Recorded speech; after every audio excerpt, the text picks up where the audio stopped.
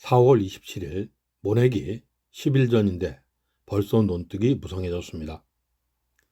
논뚝을 자르는 준비를 하는 내게 지나가던 마을분이 한마디 던졌습니다. 요새 힘들게 누가 논뚝 풀을 베어. 그렇다고 농협이 수매할 때도 쳐준대. 요즘 농업 현실을 단적으로 보여주는 말이 아닐까 합니다. 오늘은 이천 농군이 친환경 이천 육건수 먹이 및 쌀 생산 현장에서 쌀농사 과연 대박날 수 있는 사업일까? 그렇지 않다면 논농사의 대안은 있을까? 쌀과 관련한 MMA는 무엇인가? 쌀의 종류와 관행농과 친환경 농업의 차이를 제 경험을 위주로 풀베는 영상을 배경으로 제 농사법을 소개하도록 하겠습니다. 경지 면적 1000평 기준입니다. 지난해 이천시 물벼 40kg의 수매가는 특등미 기준으로 82,000원이었습니다. 지난해 저희 물벼 수확량은 3,350kg으로 특등미 가격으로 환산했을 때 약 686만원이었습니다.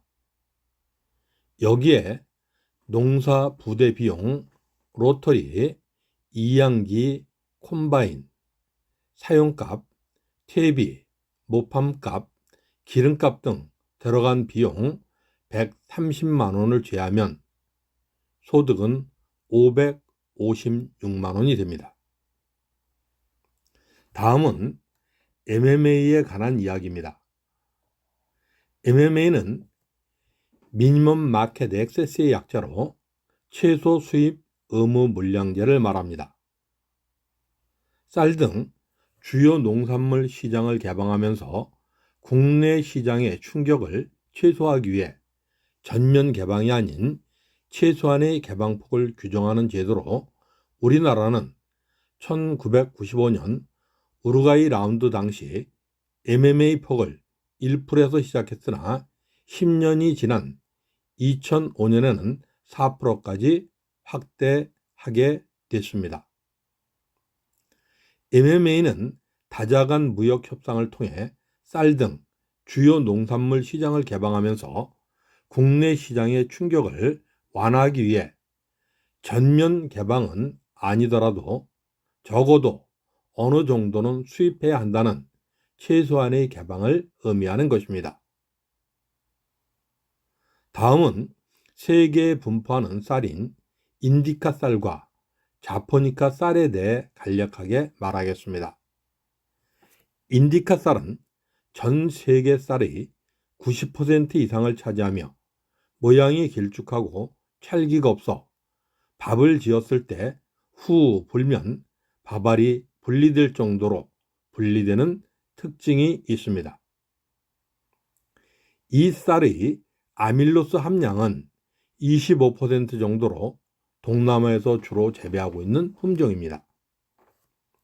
자포니카 쌀은 인디카 쌀에 비해 둥글고 짧은 것이 특징이며 인디카 쌀에 비해 아밀로스 성분이 낮아 밥을 했을 때 찰기가 돌고 윤이 납니다.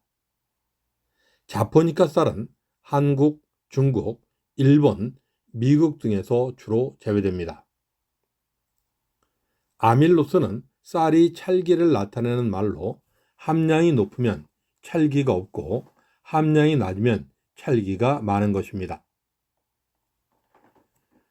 아밀로스의 함량은 우리가 주로 먹는 찹쌀의 0에서 5% 이내에 이천의 주력 품종인 알찬미는 18.6%, 여주의 주력 품종인 대왕림표 쌀인 진상에는 11.9%가 함유되어 있습니다. 우리나라는 MMA 조치로 쌀 생산국으로부터 1년에 일정량 이상의 수입을 해야 합니다. 이것 또한 국내 쌀 기반이 사업이 어두운 이유 중 하나이기도 합니다. 다음은 관행농과 친환경 유기농에 대한 간략한 설명을 해보도록 하겠습니다. 관행농은 논에 모내기를 할 때 비료와 초기 제초제를 살포하고 모내기 2주 후 중기 제초제를 주는 농법으로 가지거름과 이삭거름을 주게 되는데, 가지거름은 중기 제초제를 주는 시기와 유사하게 모내기 2주 후 300평당 요소 10kg를 뿌리는 것이 일반적입니다. 이삭거름은 모내기 60일 경과 후에 300평당 NK 비료 한 포 20kg를 살포하게 됩니다. 또한 사전 예방 차원의 방제와 각종 방제를 하며 짓는 농법을 말합니다. 친환경 농사는 화학 비료나 농약을 사용하지 않고 농사를 짓는 방법입니다. 인증을 받기 위한 절차가 매우 까다로운 농법으로 알려져 있습니다. 그래서 저는 친환경 유기농법을 통한 농협 수매가 아닌 개별 판매를 대안으로 제시하고 싶습니다. 이 농법은 실제 농사와 판매까지 녹록지 않습니다. 현재 우리나라의 논농사는 90% 이상 기계화가 진행되었고 제초제와 농약을 사용하는 농법으로 노동 집약적이지 않은 분야가 되었습니다. 그러면서 앞에서 말한 바와 같이 외국 쌀의 수입, 쌀 수요 저하 등으로 쌀값이 많이 떨어진 상태입니다. 저는 2024년 완전한 회기농법인 친환경 농법을 시행하고자 합니다. 앞으로 많은 성원을 부탁드리며 지금까지 영상이 마음에 드셨다면 구독, 좋아요 부탁드립니다. 감사합니다.